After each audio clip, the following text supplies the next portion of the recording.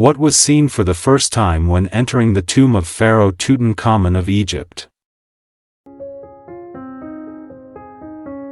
In 1922, one of the greatest archaeological discoveries of all time, the tomb of Pharaoh Tutankhamun, the teenage emperor of Egypt, was discovered.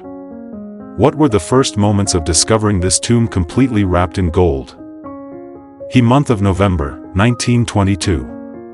Ancient Egypt's Valley of the Kings near Luxor, the remains of Pharaoh Tutankhamun, the teenage emperor of ancient Egypt, have been hidden from the scorching heat of the sun for more than 3,000 years under a lifeless dry rock. After years of searching, English archaeologist Howard Carter realized one day that he had finally found what he was looking for. Howard Carter reported, "The work was progressing very slowly. And I was impatiently watching it. Debris of stone fragments were removed in the passage below the main door of the tomb. Slowly the whole path to the door finally cleared before us. The culminating moment had arrived. But at that time many people thought that all the tombs of the Valley of the Kings, the great burial ground of the Egyptian kings, had been found. There is nothing left." Even Lord Carnarvon, who had been helping Howard Carter with money, was skeptical of the discovery until just before the discovery. But Lord Carnarvon, for the last time, wanted to give Carter a chance. "Mr. This was our last season of excavation in the Valley of the Kings," Carter wrote in his journal. "Throughout 6 consecutive seasons we have been digging, and season after season the results have been zero. For months we worked hard, but got nothing.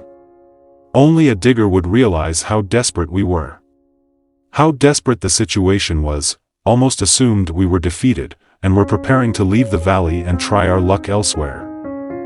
The last time we plowed the ground under such desperate circumstances we discovered something beyond our wildest dreams." The day was November 4th. Howard Carter wrote, "Amidst the unusual silence of the cessation of excavation I became aware that something unusual had occurred, and was informed that the first steps of a staircase cut in the rock had been discovered. Quite suddenly the first step of the ladder was discovered. It was found by a young man who fetched water for the cemetery workers." Mr. Carter realized that the stairs would lead them to an underground tomb. Mr. Carter writes, "There was a terrifying possibility that the tomb might have been unfinished. It might never have been completed, or at least never used. Even if its construction had been completed, there was another dismal possibility that all its resources might have been completely looted in antiquity. On the other hand, there was another possibility that the tomb may not have been entered yet, or that if entered, it may have been partially looted." However, with indomitable excitement we saw that one by one the bricks were removed from the lower steps of the stairs and the dark staircase gradually became illuminated. After passing the 12 steps of the stairs in the evening, the top of a door was seen, which was closed, plastered and sealed. There was a closed door in the tomb. That means it was indeed a tomb where no one could enter before. Howard Carter was disoriented by the excitement. But as Lord Carnarvon was in England at the time, he arranged for the burial ground to be surrounded to protect it from looting and waited about 3 weeks for Lord Carnarvon to arrive. Finally Lord Carnarvon arrived in Egypt with his daughter.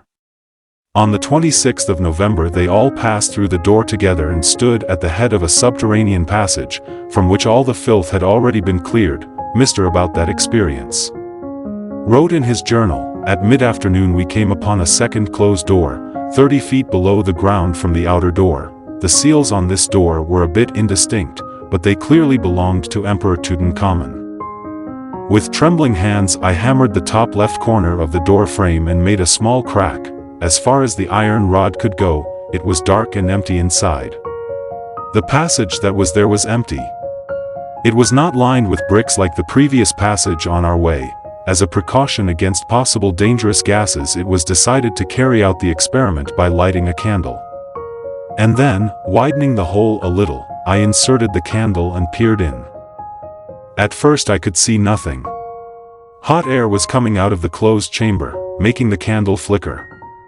Then, as my eyes adjusted to the dim light, it seemed that the interior of the room was gradually emerging from the mist. Strange creatures, various statues, and gold, everything glittering with gold.